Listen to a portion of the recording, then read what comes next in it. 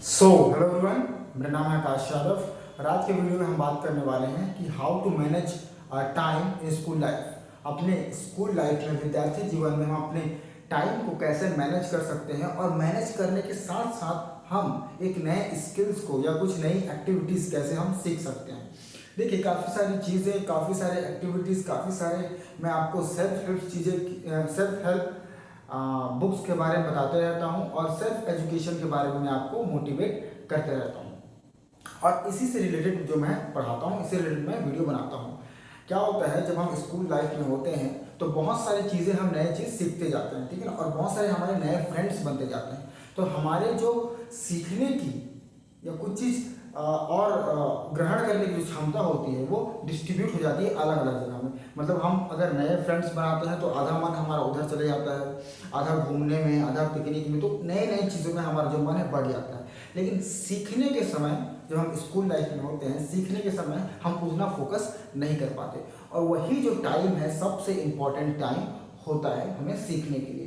क्योंकि अगर आप 10th क्रॉस कर चुके हैं, ठीक है ना, तो उस समय तो हमारा जो मन है वो एक चंचल मन होता है, बच्चे का मन होता है। लेकिन मेरा ऐसा मानना है कि उस उम्र में 11th 12th के उम्र में अगर आपने कुछ नए स्किल्स को पकड़ लिया, आपने कुछ नई चीज़ों को, नए एक्टिविटी को पकड़ लिया, तो उस दौरान 11th 12th and first year, second year, final year, इस 5 साल में आप इतने मजबूत हो जाएंगे, आप इतने इंटेलिजेंट हो जाएंगे कि आने वाला समय आपका जो रहेगा after college, your life will be very amazing. अब मैं ऐसा क्यों बोल रहा हूँ? क्योंकि I have done this things, मैंने ये काम किया है, ठीक है ना, इसलिए मैं आपको बता पा रहा हूँ, ठीक है ना, इसलिए मैं आपको बोल पा रहा हूँ, ठीक है।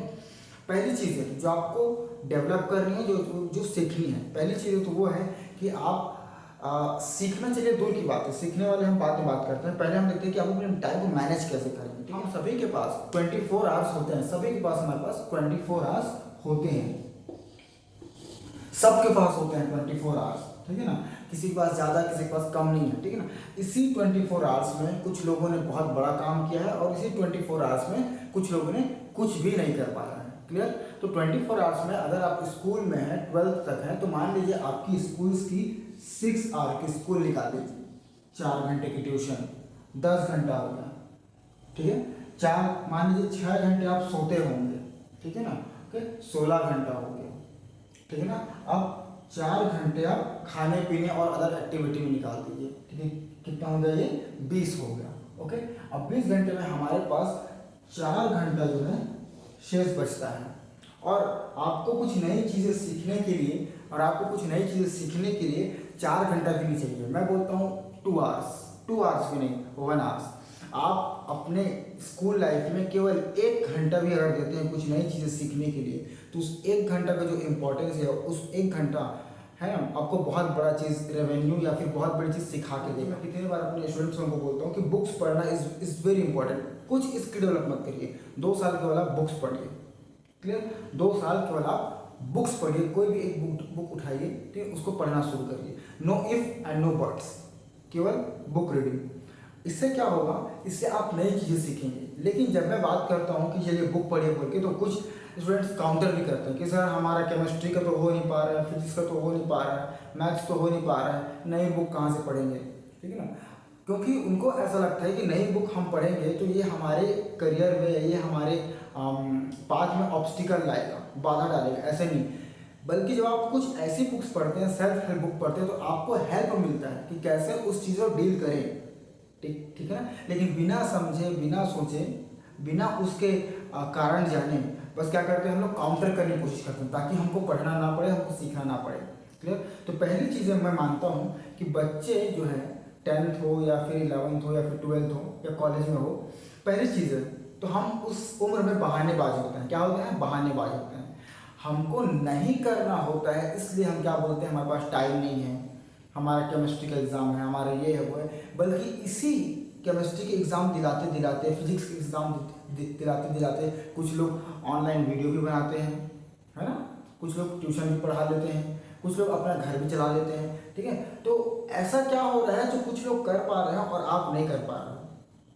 यहाँ पास कोई अंतर तो नहीं है, उनके पास भी 24 आ रहे हैं, आपके पास भी 24 आ रहे हैं। बस ये है कि आप अपने काम को महत्व नहीं दे रहे हो, आप प्रायोरिटाइज नहीं कर रहे हो। है ना। जिस काम को आप प्रायोरिटी दोगे, है ना, वो काम आप अच्छा करोगे। जिस काम को आप प्रायोरिटी नहीं दोगे, उस काम को आप अच्छा नहीं करोगे। तो सबसे बड़ी बात यह है कि आप कौन से काम को प्रायोरिटी देते हो और कौन से काम को प्रायोरिटी नहीं देते हो। तो यहाँ पर मैं एक चीज़ समझता हूँ कि जैसे आप हो और जिस प्रकार से आपका व्यक्तित्व है, नेचर है, वैसे लोग आपको अट्रैक्ट करेंगे।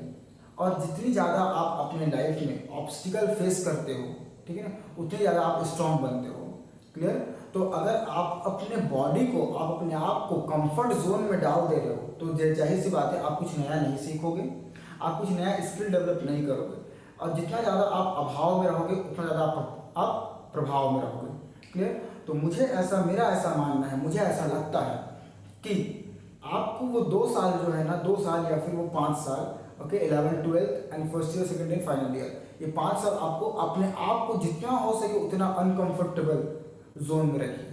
जितना आप कंफर्ट जोन में रखेंगे अपने आप को ना, फिर आप लेजी बन जाएंगे। और जब आप लेजी बनेंगे तो कुछ नया सीख भी नहीं पाएंगे, ना किसी को सिखा पाएंगे।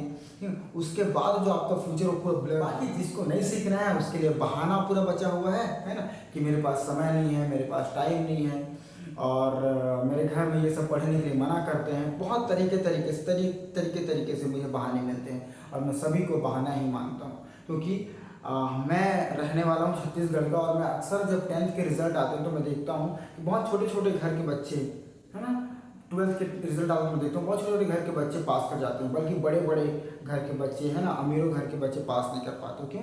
क्योंकि जो जितना अभाव में रहता है वही उतना प्रभाव में रहता है। ठीक है। और वो बच्चे इतने संघर्ष के बाद भी, है ना, बहुत अच्छा मार्क्स लाते हैं, बहुत अच्छा परसेंट लाते हैं, और आगे हो तो मुझ पर विश्वास करके, ठीक है, या फिर मुझ पर विश्वास नहीं तो अपने आप खुद पर विश्वास करके केवल बुक्स पढ़ना स्टार्ट कर दीजिए। वो 2 साल आपका इतना अच्छा रहेगा ना कि आप खुद नहीं सोच पाओगे, वाओ व्हाट अ लाइफ, और what a my last 2 years, आप खुद बोलोगे। ठीक है।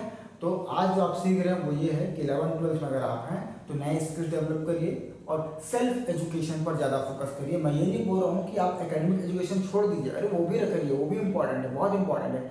लेकिन मैं मानता हूँ कि आप जितना ज़्यादा सेल्फ एजुकेशन पर फोकस करेंगे उतनी ज़्यादा आपकी जो वे है, आपको जो रास्ता है वो ओपन होते जाएगा, आपको नए नए अपॉर्चुनिटी मिलते जाएंगे, ताकि आप नई चीज़ें कर पाएँ। ठीक है।